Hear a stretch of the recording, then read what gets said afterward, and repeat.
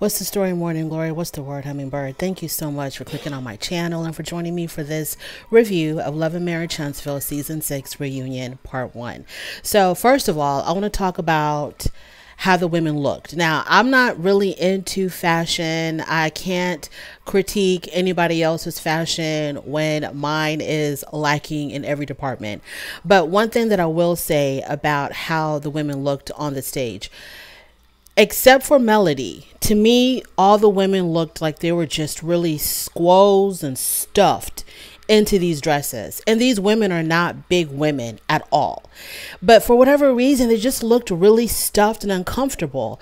Letitia, I'm not a fan of any kind of mesh on like a very formal type of gown, but the mesh on her gown looked really good because it looked, you know, almost like her skin. So I like that part of it.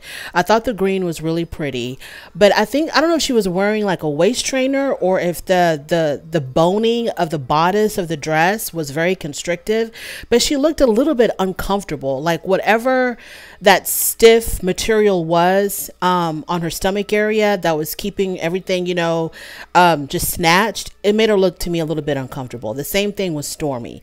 Stormy, on the breast part, it just looked like why couldn't the cup size be a little bit more accommodating to her natural form? Because her boobs looked really like flattened out and squeezed down, and they just all looked uncomfortable. And Kimmy's her personality comes off as very elegant and sophisticated, but then her choice of wardrobe at the reunions is, I don't know, it's not as elegant as the person that she is. Let me just put it that way.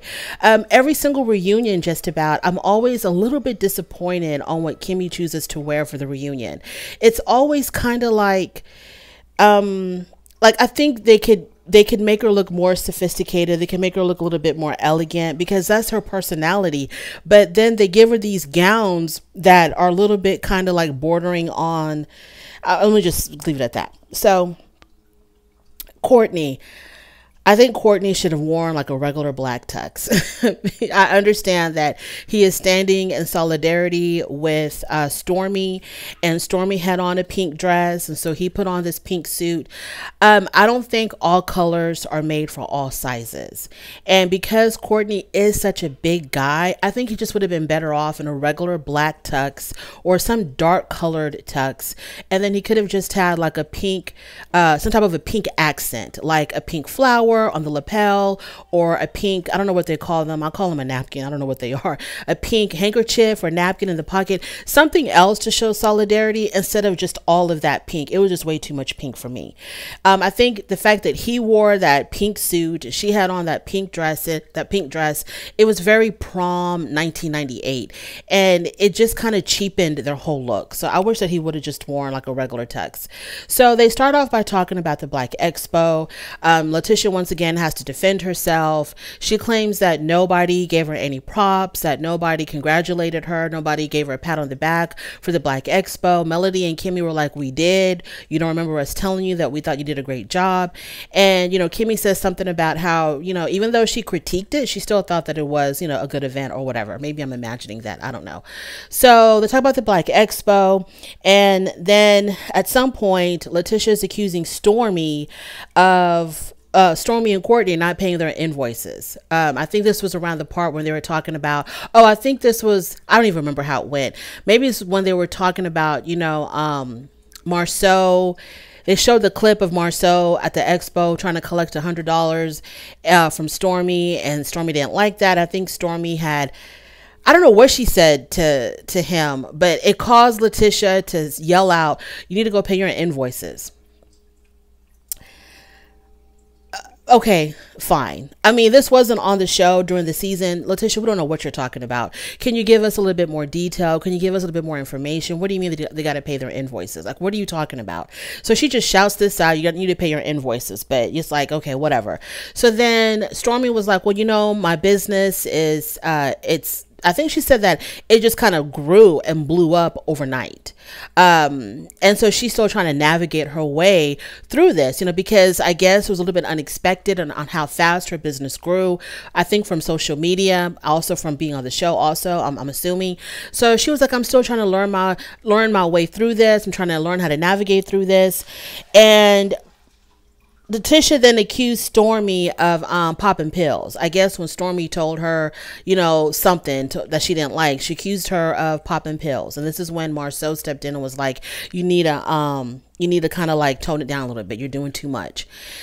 So then after that, they talk about the whole copy and paste fiasco, where Letitia's web designer had copy and pasted some information from Stormy's website onto Letitia's business website. So they talk about that, and Stormy just wanted her to take ownership of it. You know, just be responsible for what your web designer did, instead of trying to act like you are so removed from it. You had nothing to do with it, had nothing to do with you, because you weren't the one doing the copy and the pasting. And even Carlos King stepped in and said, you know, it's unfair that you would be blamed for something that your web designer did. And I think Stormy's point was that as a businesswoman, you are responsible for what the people under you are doing. You cannot hide behind, well, I didn't do it, so it's not my problem. The people that you hired and the people that work for you did it, and you need to take responsibility for that, because that's what a real business person does. You want all the accolades and the credit when everything is wonderful, but then when things go down, all of a sudden, well, I didn't do that, that's not my fault, that's not my problem. No, you got to take the good with the bad, and you have to be responsible for what the people that you hire do. I think that was Stormy's point, which I tend to agree with Stormy. You need to be real careful with who you're hiring. Every time you act like, well, that's not me, I didn't do that, this is going to keep on happening time and time and time again. So you need to be responsible and be very careful with who you're hiring and what they're doing. All of a sudden, Carlos King was like, okay, I don't want to talk about that no more. So then he turns to Kimmy and Maurice, and now we're talking about Kimmy and Maurice and their issues. So they showed the clip of Maurice talking to his brother Marceau, where he tells Marceau something like, you know, Kimmy told me that all she wants to do is feel the wind blowing through her hair, but she ain't got no hair right now. So even as he was saying that in that scene, you know, Marceau felt really embarrassed for his brother. He knew that his brother was really stepping into it now. So I forgot about that scene. And then when, I don't even know, did they show that during the season? If they did, I forgot about it. But then when I was watching it, I was like, oh my God, Maurice, what is wrong with you? What is wrong? So then they talk about the whole issue of, you know, what he said on the Carlos King YouTube channel when he was being interviewed by Carlos King, and the comments that he made about, you know, Kimmy just, you know, laying over and taking it for the team because he's got these insatiable needs. They're not just wants, they're actual sexual needs. And, you know, she's just got to give it to him, whether she wants to give it to him or not. She's got to do it for the team or take it for the team or whatever the hell he said. That was absolutely downright disgusting about his own wife. Okay. So about that, Maurice said that he was really ignorant to the situation. He apologized, and he said he's a different person now. So he gives this pre-prepared speech that sounded flat, that fell flat, that had no meaning or sincerity behind it. And then his dumb brother has the audacity to clap after he regurgitated this awful, flat, unfeeling speech, unemotional speech. So from there on, they talk about, so when he gave that speech, I felt like he was just trying to shut it down. You know, he was just trying to be like, hey, I was wrong. I apologize. Let's move on. But no, you're going to answer these questions. Okay. This is what this reunion is for. We got some more questions for you. So then Carlos King tells Maurice and Kimmy, a lot of people felt like, you know, you were, you know, abusing your wife, you know, SAing your wife. You were forcing her to take it like a champ because you really needed it. You couldn't live without it. You know, you were going to die if you didn't get any. And Kimmy says that she really regretted telling her husband that she faked it, you know, that she faked her, you know, and yeah. I regret that she did that too, Kimmy. I regret that. Some things, you know, you can either tell him in private or just don't tell him at all. But yeah, she says that she really does regret telling him. And then the question went to Melody. They asked Melody, were you faking it the whole time that you were married to Martel? And Melody very proudly says yes. And of course, you know, Martel, he gets up, he's acting like a fool, talking about how, you know, she's lying. I know she's lying. I was there. She didn't fake. Melody, I don't believe you. I don't believe it. I don't know if other people believe this or not. I don't believe it. I don't believe that the whole entire 10 to 12 years she was faking it. I just don't believe it. Now, if she would have said, I faked it more than not, then okay, yeah, I can believe that. The majority of the time I was faking it, I can believe that. Sometimes it was good. Sometimes it was horrible. I can believe that. But for you to say the whole entire 12 years or more that you were with this man, you were faking it each and every single time, Melody, I don't buy that. I don't buy that at all. And the reason that she gave, she says, well, you know how it is. Sometimes your man is going to treat you really good and be really good to you one day, and the next day, you know, he's horrible to you. And this affects how your body responds. Okay, but he wasn't horrible to you every single day for the past 10 years or 12 years that y'all were married. Otherwise, you would have gotten a divorce, I'm assuming, a whole lot sooner than that. So he wasn't horrible to you the whole entire time. He could have been cheating the whole entire time, but he wasn't horrible to you the whole entire time because you didn't know about his cheating until a little bit later on into your marriage. So I just don't buy it. It doesn't sound believable to me, but that's the story that she's going to stick with. Then they take a break. And when they go back to their dressing rooms, Marceau tells Tisha that she's doing way too much with Stormy and that she needs to, you know, bring it down. And Tisha says that she's been quiet all these years and she's tired of being quiet and letting people just say whatever to her. So now she's fighting back. This is her season, her year to start talking back to people. So Marceau keeps on telling her that, okay, if a he gave some stupid Marceau and his examples, it's just infuriating. He gave some example about, you know, how I don't even know what he was talking about, planes crashing or something. I don't know. And so Marceau basically is telling her, yeah, you're going to have to just take it. You've been taking it for years and you're going to keep on taking it for another however many years we're on this show. Yeah, you're just going to keep on taking it. He doesn't like for her to fight back because I'm thinking this is the side of Tisha that he is not used to seeing, and that any minute now all of that wrath is going to turn on him. I think that's what he's concerned about. So moving on from there, they have a segment now with Marceau and all the women because, you know, Marceau loves being in women's business. And so now he's on stage with all the women, and Carlos King asked the questions. Do y'all think that Marceau involves himself in ladies' business? Basically all of them did except for Kimmy and maybe Letitia. So Kimmy was like, I don't think it's just ladies' business. He involves himself in everybody's. Kimmy, why do you keep defending these Scott idiots? Like, why? Moving on from there. So then they asked Stormy about, you know, her whole thing about calling Marceau bitch and why does she do that? And she said that she does it because he acts like one. She says, you know, he doesn't act like a man. He has a lot of sass, a lot of attitude. He likes coming for women. So that's why I call him that. Marceau says, well, it's part of your culture, you know, to use that type of language or whatever, to call men that. And I really need Marceau to explain, what do you mean when you say her culture? What is her culture? Like, explain it, say it. You keep on hinting at it, just say it. Do you think she's you know, she's ghetto, she's hood? Just say it. Instead of like, you know, tiptoeing around the issue, just come out and say it. So Tisha says that she felt really sorry for Courtney because she's like, well, if you're talking to, you know, Marceau like this, I can only imagine how you're talking to Courtney. Well, she doesn't think Courtney is sassy and has a lot of attitude. She's only calling your husband that because that's how your husband acts to her. So what are you talking? What does Courtney have to do with anything? Just because she emasculates your man and chops him down doesn't mean she does that to her own man, because maybe her own man doesn't give her a reason to. So Letitia, what are you talking about? They talk about Marceau, his controlling ways, and how, you know, like he doesn't want Letitia to be a businesswoman and to be this, you know, take charge kind of female who is working outside the home and all of this and that. I totally believe that. I don't think Marceau married Letitia because he thought that they were going to be this empire, that they were going to build this business empire together. I think he married Letitia because she was a submissive woman, and that's the kind of woman that Marceau saw himself married to. I don't think he cheats with submissive women. I think he just wants to marry a submissive woman. And he married her to have his children, take care of his home, cook and clean, and have his dinner waiting for him when he came home. That's why he married Letitia. He didn't marry Letitia thinking that, oh, we're going to be a power couple. So when she did the bait and switch on him and began wanting to do more outside of the home, I don't think Marceau liked that. And I think that, you know, she was being heavily influenced by Melody. I think that she looks upon Melody, you know, to me, I don't know if Letitia grew up in the country or not. I don't know, but she kind of comes across to me like a country bumpkin, right?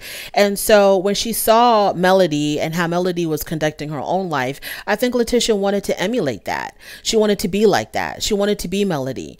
And so that's when she started, you know, cracking down on her education. I think she always had a college degree, at least a bachelor's. But then I think after she got married to Marceau and she wanted to do more, she went back to school and got more degrees and, like Carlos said, certifications or licenses to be able to do more in the business world. And I don't think Marceau took too kindly to that, because I remember there were scenes on the show where he was not supportive. He wasn't enthusiastic. He wasn't happy about her working outside the home, because he would say things to her like, well, if you're going to be doing this, this, and that, well, what about the kids? Who's going to be here for the children to do this and that with the children?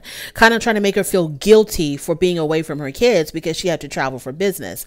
So Marceau is not supportive of her being a businesswoman. Now he's going to kind of flip it around and say that, because I think they asked him, Carlos King asked him, how do you feel about her working outside of Skolt? You know, Skolt is y'all's thing, and she's working within that because, you know, Letitia says she owns the whole company, but she ain't got her own office. And he gave her office away to the intern or whatever that man was that came to work for them for a hot minute. She owns all these companies, but doesn't have an office. Okay, girl. So Carlos was like, well, how do you feel about her working outside of Skolt? Like if she wanted to do something completely separate and apart from Skolt. And he says, oh, you know, we're together. We're building this empire. Basically saying, no, I'm not down with her working outside of Skolt. If she wants to be a businesswoman, she's going to be a businesswoman within my world, you know, where I can keep my eyes on her and still have a grip on her and still control her. It has to be within the parameters of my business. So then they talk about how at some point Letitia had wanted to be a stay-at-home mom, and then Melody was like, hold up, excuse me, because, you know, Melody has always known, I guess, Letitia for wanting to do more in business. So when Carlos King was like, well, you had wanted to stay at home, you wanted to be a stay-at-home mom, you didn't want to do the business thing anymore, Melody was all kinds of confused. So Marceau said that the thing about it is that he wants his wife to always have that choice. You know, when she wanted to be a stay-at-home mom, she had the choice to do that. If she wants to go and work, she has the choice to do that. He doesn't want her to be like dependent on having to work or being forced to stay home, which I'm pretty sure this is what he would prefer. Because I think they asked Marceau something about, well, you know, do you have this fear of your wife becoming like Melody? And he was like, yeah, I have a fear of her being single. I don't want to be divorced.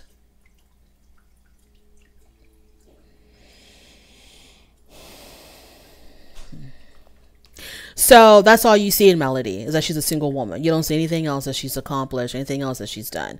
She's just a single woman without a man. That's all you see in her. Because I guess in Marceau's world, a woman ain't nothing without a man. So Letitia said that when she was a stay-at-home mom, her family would put this pressure on her to make her own money. That to me said a whole lot. That to me says that Marceau was not to be trusted with Letitia's heart or with Letitia's finances. So her family was telling her to make sure you have your own. Don't just be a stay-at-home mom without getting your own and just depending on this man. You need to go out there and make something happen for yourself and put something aside for yourself, because they don't have any faith in Marceau or any faith in Marceau and Letitia's marriage. That's the reason why her family was encouraging her to make her own money. Because she was like, oh, then my family was putting all this pressure on me to go and work outside the home and make my own money. So that's what, look, Letitia is just confused. Letitia, she's been so wrapped up in Marceau and being Marceau's submissive wife that she does not know who the hell she is. And she just goes wherever the wind takes her. If it's trendy to be a businesswoman, she's going to be a businesswoman. If it's trendy to stay at home, or when her husband puts too much heat on her, when she's, you know, spending too much time outside the home, then she's going to want to be a stay-at-home mom. She has no idea who she is or what she wants. And that's why one minute she's a businesswoman, the next minute she wants to be a full-time stay-at-home mother. And then she's back up there in the business world. Because she doesn't know. She has no idea because her identity has been lost in this man and in this marriage. Then the question was Marceau. Okay, we talked about that. Marceau, he talked about how, you can't be booked and busy and also be there for your children. And Melody got heated. Melody was like, I do it all. I travel the world. I'm booked. I'm busy. I'm all over the world doing my business stuff. And I'm still, the classroom mom, and I'm still at the PTA meetings, and I'm still baking cookies, and I'm still there for my kids. So Marceau is just, everything that we've ever said, he is still that. All those things that we've ever said about Marceau, he is still that. Where he believes that, that right there, he's so passive aggressive, it's disgusting. For him to say that you cannot be booked and busy and also be a good mom, that right there says it all. He doesn't want her to work. He wants to put the guilt trip on her, which he did on the show in past seasons. He wants to put that guilt trip on Letitia for her to feel so guilty about being away from her children that she's not going to want to work outside the home. Then they bring out Kiki. Okay, so Kiki talks about the whole threesome thing. Why was that brought up? She says, well, I brought it up because Melody was asking me, where do Tisha and I stand? And so I told Melody that we're not in a good place because of this particular incident. When she came to Letitia about somebody coming to her that they seen Marceau, or that they knew of Marceau having a threesome with these two women, because one of the women's boyfriends, ran and told it all to everybody. So whatever. So that's how that threesome thing came up. That's why she was talking about it to Melody. So Letitia says that there has never been any proof that Marceau has cheated on her. Yeah, we're going to just act like that photo of his back and his Yoda ears just doesn't exist. So she says there's never been any proof of Marceau cheating on me, but Kiki, you and your husband, y'all cheat on each other. You cheated on him, he cheated on you, y'all cheat on each other. So if Kiki and her husband have been doing all this damn cheating on each other, wouldn't that make her an expert in spotting out another cheater? Doesn't it take one to know one? Wouldn't she, of all people, know when someone else is cheating because her and her husband have done so damn much of it? Anyway, y'all, that's all I got to say. Thank you so much for joining me. I really do appreciate it on your way out. Please don't forget to rate the video if you like this content, subscribe to my channel, and I'll definitely talk to you later. Bye.